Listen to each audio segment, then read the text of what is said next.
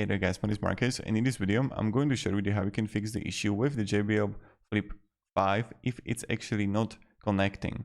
So what you can try to do is this. When you're going to have it turned on, and you're going to have it turned on, then what you want to do is you just want to press the play button with the volume up button at the same time and just want to hold it. So what you're going to do, you're going to press the play button and with the volume up button at the same time and just press it and hold it up to like 5 to 15 seconds when the JBL is going to be turned on. So this is something that you can do and possibly is going to help you solve the issue that you have. And that's pretty much it.